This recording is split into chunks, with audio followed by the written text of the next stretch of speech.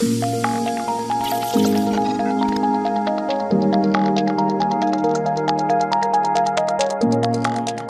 to Scrolling to Death. Today, I'm joined by an incredible mom named Anna McAdams. Hi, Anna. Hi, thank you for having me. Thank you for being here. We're going to talk about today, I want to call it a newer threat to kids online, but really this is something that happened to your daughter, Alliston, back in early 2023. Is that right? Yes, October Okay. of 2023.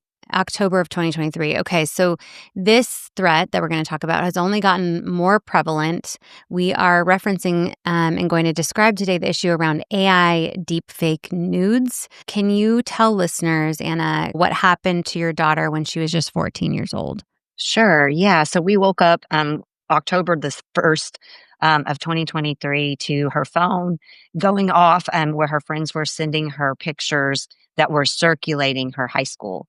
And so what someone had done is taken innocent pictures off of Instagram, ran them through an app called DNGG at the time is what it was called. It no longer exists, but there's 100 more to take its place, unfortunately. But this app is just made to strip your clothes off. The whole purpose of the app is just to take your clothes off. So it's so disturbing to even know that there is such a thing out there. But he had targeted her and two of her friends at the time, and these pictures were being sent out to the high school. We might not realize that there are apps out there that do this. And so was her initial reaction like, how did they get these images of me? I mean, did they seem real enough? Oh, they were completely real. They were completely child pornography. I had never seen anything like it. At the time, I didn't have any idea there was such a thing, at that time, and neither did she. So she immediately was in tears and just crying. And I think for her, it was a shutdown moment. Like, what do I do? I don't know what to do. Thankfully, she came to me and my husband. And of course, I could tell right away, what's going on. She's just crying her eyes out and showing me these pictures, and in her brain going, Mom, I didn't do this. And of course, I knew that she had not done that. I knew where she was when she took those pictures. I was with her with some of those pictures. So I knew that it couldn't be real, but they were so real that it was horrifying. Yeah. What are next steps? And we'll talk about that. I wonder, so these were just boys from school who thought they were doing something funny. Like, what can you talk about there? Yeah, so we found out that it was one boy in particular, and he was very malicious in how he did it. The first day it was Elliston and two of her friends. By the next day, there was more. So at the end, there was 9 girls in Elliston's friend group that he had targeted. He did this through Snapchat and made multiple accounts, which I know you're not supposed to make multiple accounts, but they don't enforce that. And so these in the account, it had our high school Lido in the name. So we just assumed that it was another student. And so when you would go out and he would ask to request you as friends, if you then went back and said yes, you were bombarded with all the pictures.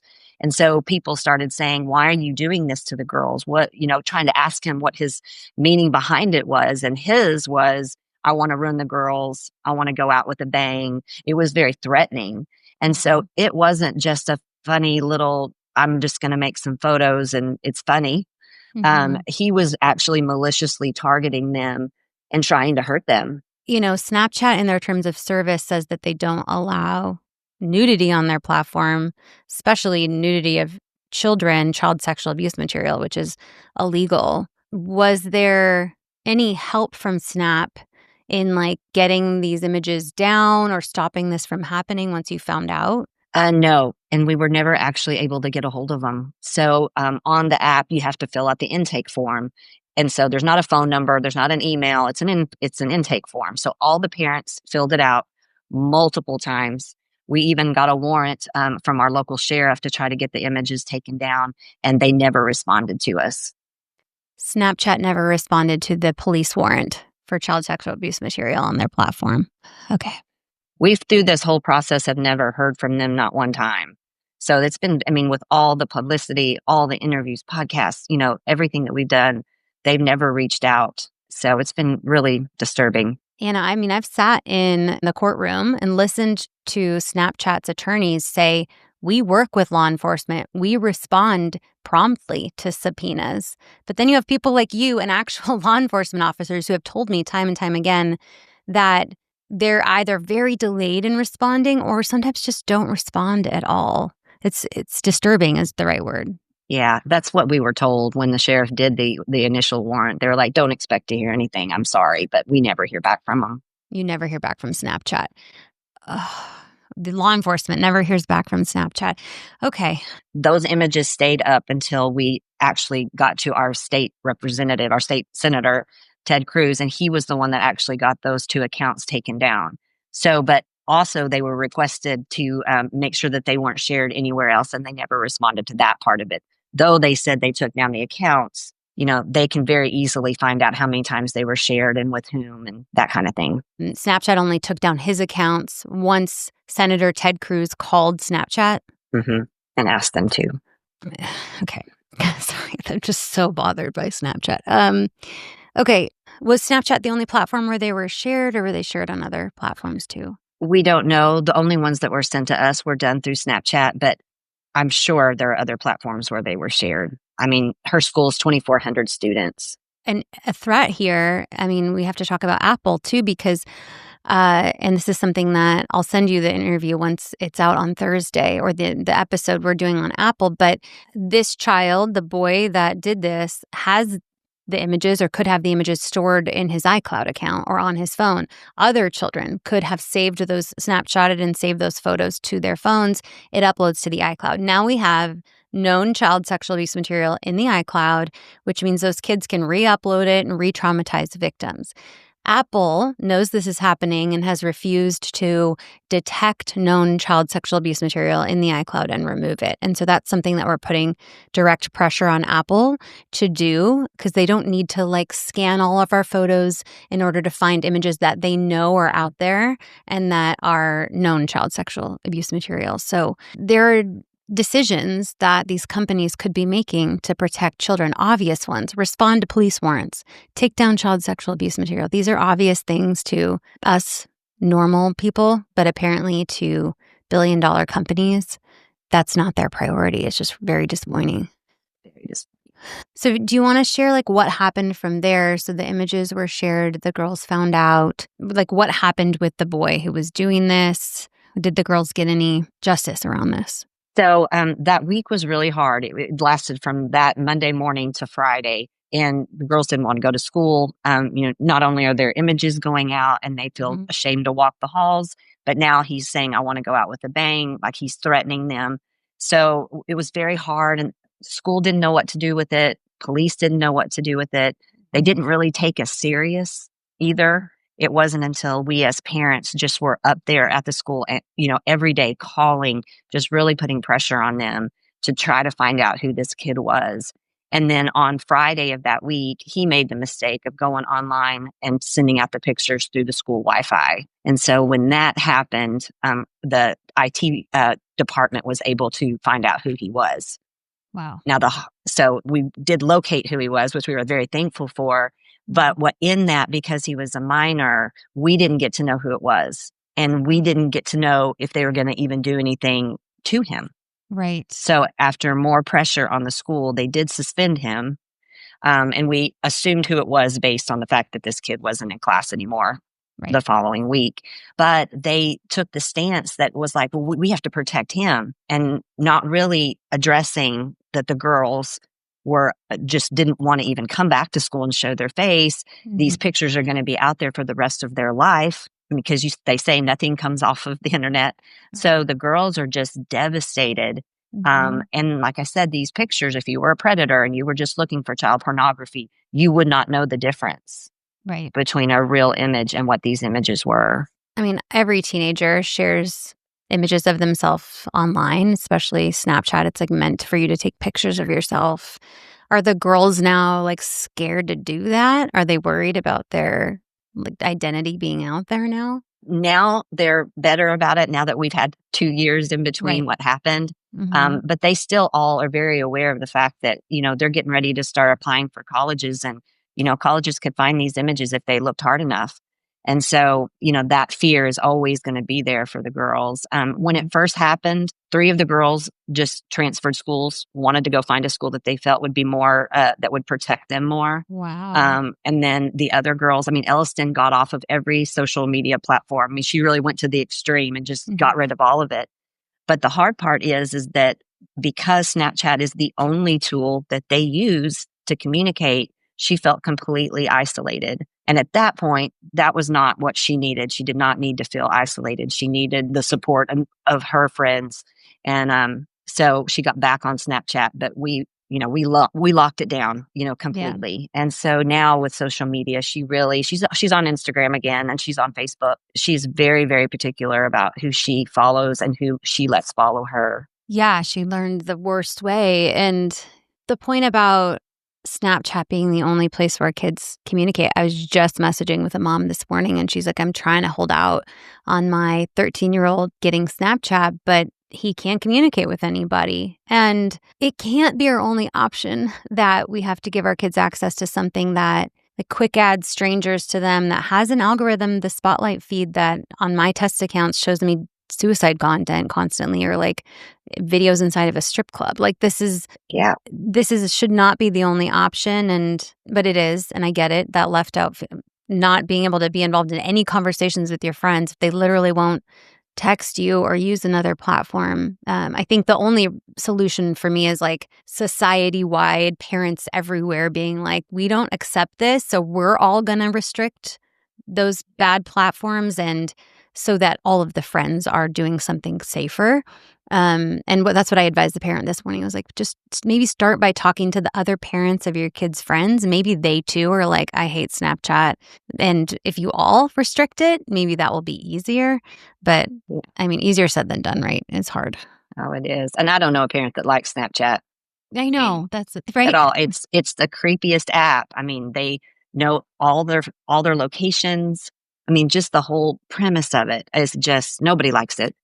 Isn't that crazy? Other app, yeah. An app that no parent likes, we all feel forced to let our kids use in order to have friends. It's insane.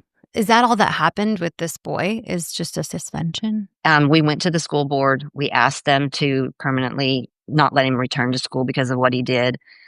They really did take his side of it and just said that they had an obligation to educate him and just like to educate the girls, and I said, okay, so besides the threat of what he did to shame them, he also threatened them. And that was a threat that could have affected the entire school. No bullying policies. We already have that. Why is something not being done on that? And they just refused to really have a conversation with me. Wow. So after I went to the school board, I got one meeting after that with her assistant, which is where she kind of took up we got to educate the kid. And then after that, they would never meet with me again, no matter how many times I asked, I requested.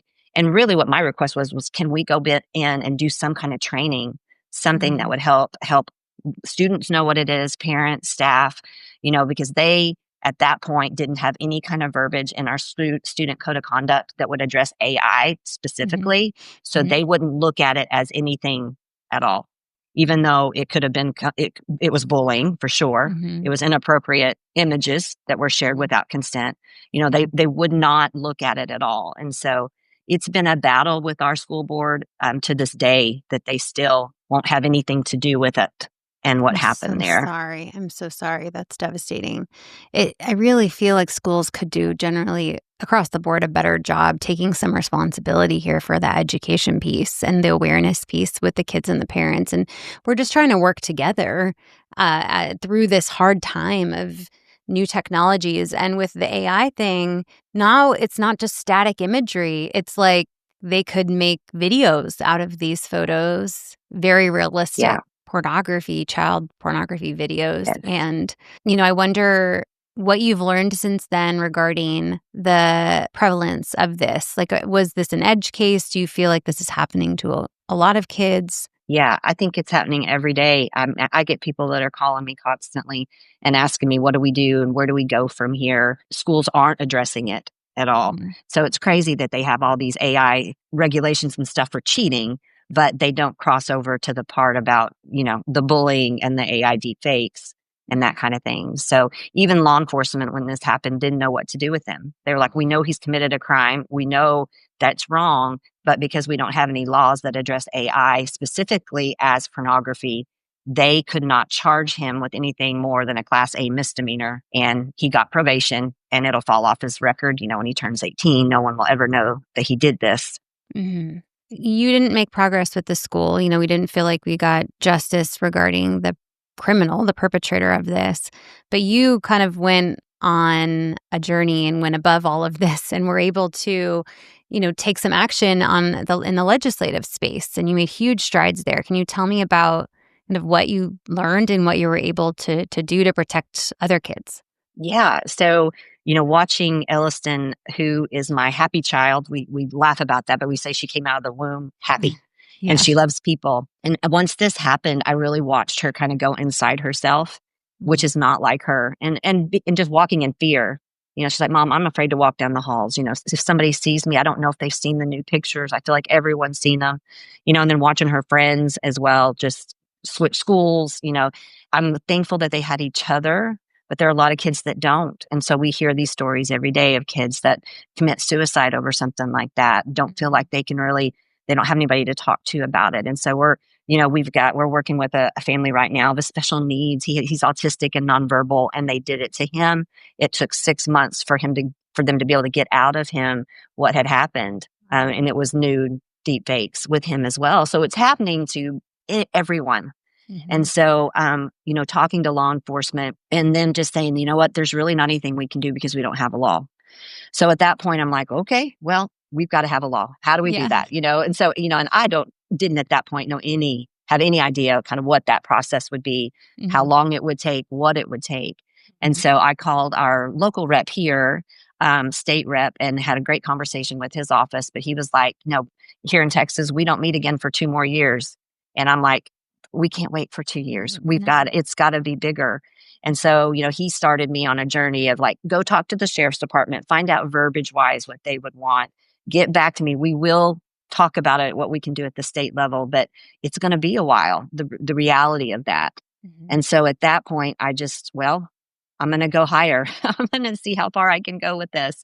Yeah. So I just left messages with any state rep that would listen to me, and then started calling, Senator Cruz's office, left a message there, his office here in Texas, his office in DC. I was like, I'm going to send emails. I'm going to just do anything I can to be that squeaky wheel that eventually will get attention somewhere. Mm-hmm. And so his intake guy saw it, took it to Cruz, and was like, I think this is something that you would want to hear her story. So that's kind of how it started. That's amazing. And you were able to work with his office to write a bill? Like who writes the bill? This is such a fascinating process for me too. I'm just learning as well. And I think parents, we can break down some barriers of how overwhelming this process can be. Like what can you simplify? Like what happened from there? You just can't stop. If you get a no, you can't take no for an answer if it's something that needs to happen. Yeah. And so I think, getting to Senator Cruz finally, it was just a matter of me just every day. I was doing something, making a phone call, sending an email, intake form, something to somebody. Mm-hmm. So don't give up. That would be a huge lesson I think that I learned. But his office called, and I got to share our story with them more in depth than just the intake form. And they flew me to DC and was like, what do you need in the way of a bill? What kind of verbiage would you want? What important things do we need to know about if we were to try to get something done? And what was so important for us was the fact that he was a minor. He was so protected, more so than the girls. So that was huge. That key part of it, along with making big tech take down the abuse material. And so those were our 2 biggest things that we were like, we've got to have something like that. If he had been of age, we would have had some other laws that we could have used against him. Mm-hmm. But because of that minor piece, that was what was holding it up. And that's really where we're seeing it happen so much. I mean, I think Rain put something in a newsletter that it had increased like 400% in the last 6 months. And we're seeing it at that age level. It's peer on peer, whether it's to really harm them. Well, it's all harmful, or just to embarrass them or to shame them into something, or whether we start getting into the sextortion key, which is a whole nother topic, but all under the same umbrella. Senator Cruz's office was looking at this through the lens of a bipartisan bill. And that was super important as well, because we've got, we have to unite, and there is no other place we can really unite unless it has to do with kids. Yeah. I mean, we can have our own political beliefs and views, but when it comes to our children, we've got to protect them. Mm-hmm. And so that was another part that was real important for Senator Cruz, who then partnered with Amy Klobuchar, and who's a Democrat, and to come on board, and they were able to gather lots of support that way. So part of me and Elliston's role in it was just, getting out there as much as we could, trying to get support. I think I emailed every single representative in Texas, and I just kept them in the loop constantly. Please push this bill. Please push this bill. We really need to get it through. So it's a lot of work. It's a lot more work than I think I realized it was. Elliston at first, her and all the girls didn't want to talk about it anymore, and I went to Elliston and I told her, I said, babe, you don't have to do this. I will take this on. Yeah. But this is bigger than just you. I mean, this is happening everywhere, and it could happen to you again. It could happen to me. It could happen to anyone. But I was like, I really feel very strongly that we've got to have something that can protect. And so she went with me to to Washington to when they did the release of the bill. So the big press release or whatever. And she was still at that point wasn't sure if she was going to get up and speak. And but at the last minute decided, you know what, I'll try it. And once she did it, it really started her healing path, I think, because she felt like, I finally have a voice. Somebody's listening. Because when we were here, not having school or sheriff, anybody go, validate the fact that it happened. Yeah. We got a lot of no's. We got a lot of, oh, you're overreacting. This isn't really a real thing. It won't hurt you. That was kind of the responses that we got from all of this, and going, no, you don't understand. This is a real crime. Mm-hmm. This is a sexual crime. This is my baby who's 14, who now has lost her innocence completely in a way that she never would have imagined. No. And now, could carry this for the rest of her life at some level.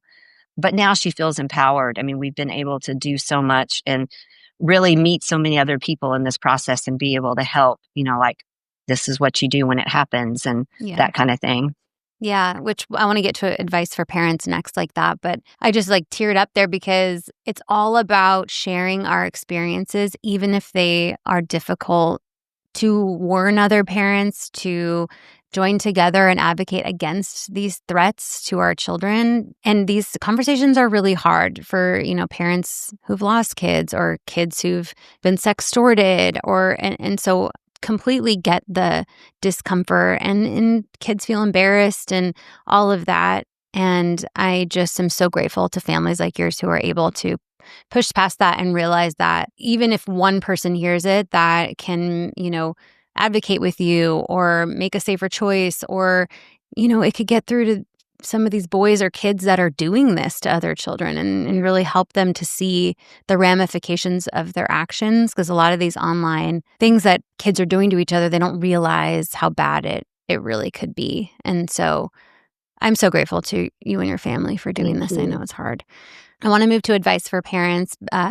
Just generally, if parents are going to end this episode and go have a chat with their kids, what should they say about this threat? Well, I think they really need to talk to them about how real the threat is.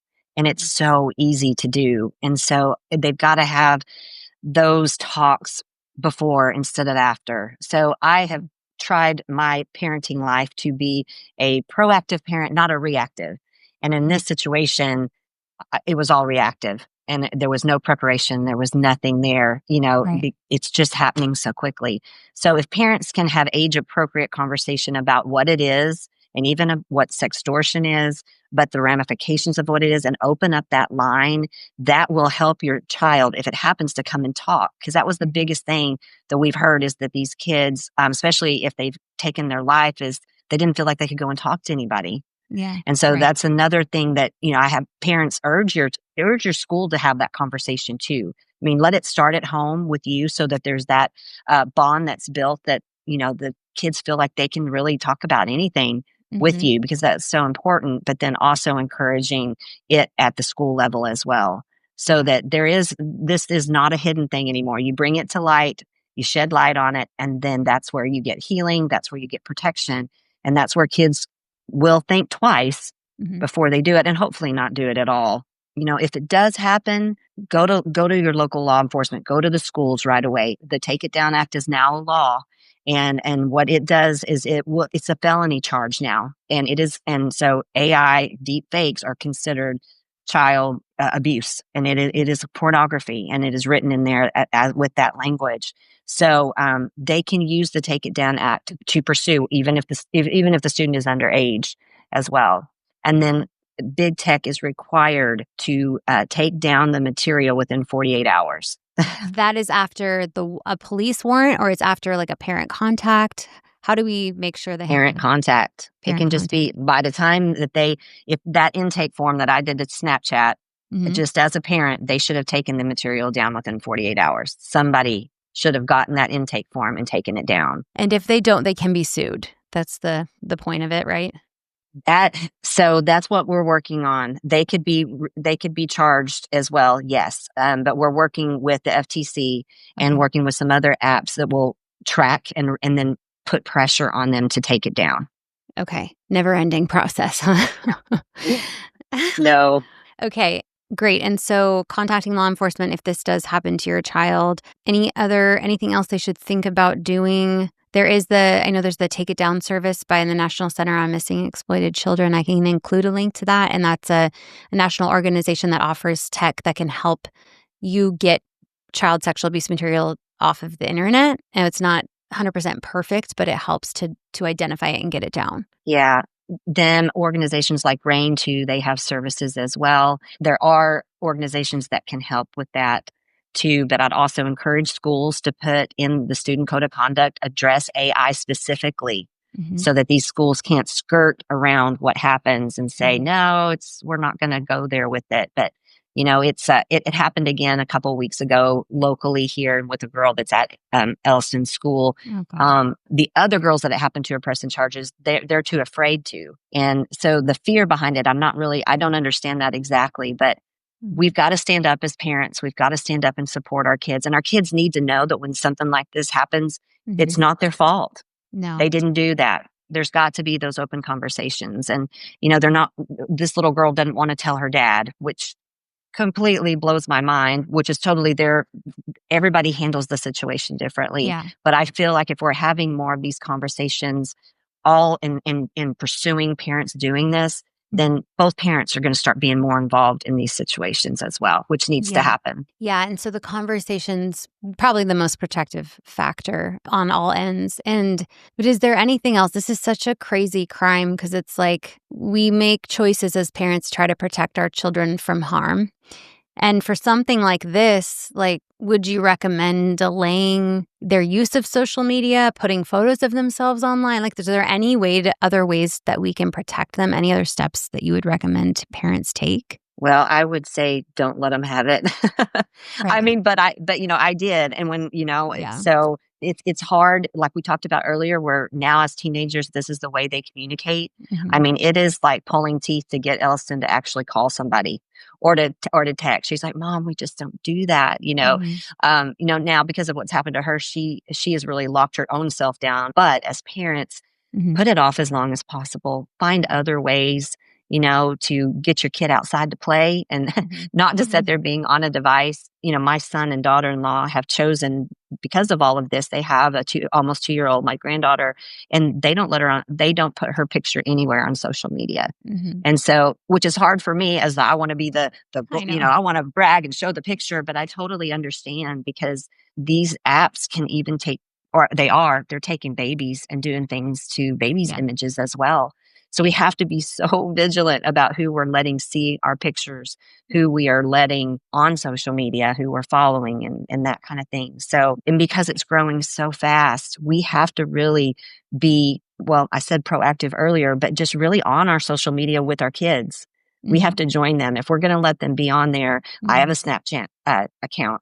I have, the Instagram accounts and all that stuff. And I use a lot of it for my business as well. But, I'm always on her social media. I'm checking on her. Her brothers are checking on her now, so we've really, as a family, kind of come together. And I think that you can do that as a family, everybody on everybody's accounts.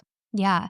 And I love the thought about starting early with protecting their digital identities. And, there's even a term now, sharenting, which is just sharing your kids online, starting from when they're, unborn, like fetuses. You're sharing their ultrasounds and then everything about them, their whole life. And there are a lot of threats to that, and there are a lot of risks to that. And I think parents have a responsibility now to kind of balance, like, okay, I get a lot of pride from sharing them online, but is there a safer way to do it, or do I not want to do it at all? And so if you search the term sharenting on scrollingtodeath.com, I have several episodes where I dig into that topic, because I think that may catch a lot of parents like, okay, I think I shouldn't maybe post them online, but I need more. I need more reasoning. So thank you for bringing that up. And I hope all parents go from here and have a conversation with their kids. I think there's, at any age, like talking about privacy, talking about your body, talking about different things. There's a great book called Good Pictures, Bad Pictures that introduces pornography to kids as young as like 6, 7, 8 years old. And unfortunately, that's when we have to start talking to our kids about these things with the exposure to everything online. But Anna, is there anything else you want to share before we close out? Yeah. So we're working right now with an app that's called Certify AI, and it hasn't been launched yet, but it will very soon. But what it does is it takes, you can go in and sign up for their services, and it takes your face, your facial recognition, and it can go back to when I was a child. Anything that's been shared of me, Yeah. they can see that, and they don't actually see the picture. They just know, they have AI software that can pinpoint whether or not it could be something like an AI photo or a nude or something like that. And then it sends it back to me and asks me, hey, do you approve this picture on this app? And if not, do you want us to report it? And so this app will report anything and take down anything, ask them to take it down. And then they're going to be monitoring how long it takes for big tech to actually take it down. So that's going to be another level that we can send to the FTC to go, hey, this has been reported this many times. We've got to make sure that it's taken down. So there are apps out there that are being made to protect and protect the images. And so if you really want to know, I'm going to get Elliston on there. We're going to find out if they've been shared again. And the great thing about that too is if that kid is still sharing those photos on some kind of the dark web, on some kind of other platform, he can be prosecuted now for that. Right. So even though he didn't get anything then, if he's still doing it, we can find out through this app. And so I think it's going to help law enforcement catch a lot of these predators. Okay, keep me updated on that. And if there's a link, I can put it in the episode notes. But look at this. It's like AI being used for good. And that's conversations to have with our kids. Like AI can be used for good, but there's also a lot of bad stuff that AI can be used for. And that needs to be part of the school curriculum, part of open conversations with your kids at home too. And so thank you for everything you have done for weathering this crazy storm and continuing to in order to protect our kids who, I have younger kids who are coming up now, and it's like, this is my worst nightmare. Like, this would be my worst nightmare. And luckily, maybe I can avoid it because of people like you working your ass off to get laws passed to make it so that it's harder than ever to do these kinds of crimes against children. And so, Anna, thank you so much. Yeah, thank you for having me. One other thing I would say too is if it does happen to you, you can make it through. It does feel like it's the end of the world at some level, but God can really make anything good. Romans 8:28, something bad into something good. And so I just encourage parents. It's painful. All of these things when they happen to your kids, and you feel a lot of guilt as a parent not being able to protect them. But I think it can be done. We're all working together, and I appreciate what you do and all that you're doing to fight for it as well. Thank you, Anna. Thank you for leaving us on a message of hope, because there is a lot of hope, and parents everywhere are rising up and fighting back against these companies and the things that they're allowing criminals to do to our kids. So, Anna, thank you again, and we will stay in touch. Yeah.